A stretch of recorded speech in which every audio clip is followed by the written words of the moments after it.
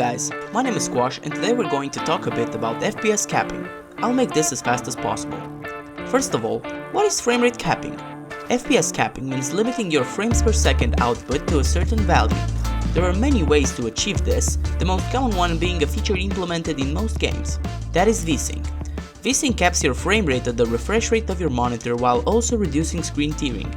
This method, however, is not preferred as it causes input lag. Other games have an actual FPS limit feature which usually does the trick.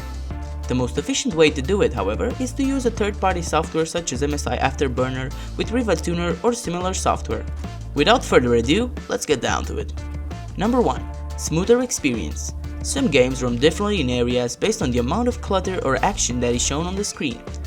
When your frame rate jumps from 60 frames to 80 to 100 or back again, it feels like stuttering and even gameplay feels laggy at times. Capping your frame rate is a way of ensuring constant FPS throughout the game, thus providing a smoother, consistent experience. Number 2.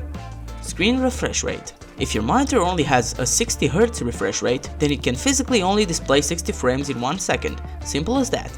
So it really makes no real difference if you have 200 frames unless you have a monitor with 120 or 144Hz refresh rates. Although when talking about competitive games like CSGO, the more frames, the merrier. Number 3. Component lifespan. Using more frames than you need or can output puts an extra strain on your hardware that it doesn't need for long-term usage, not even mentioning the extra heat. Obviously this won't save years for your components, but it sure helps. Trust me, your PC will thank you later down the road. And finally, number 4. Power savings. Reducing the amount of frames your CPU and GPU have to process and send to your monitor also reduces the amount of power your components require to run.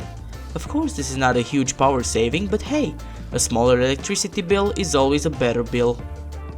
Well, that's about it. If you have any questions, feel free to leave them in the comments and I will answer every single one of them. Also, if this video helped you in any way, be sure to drop a like.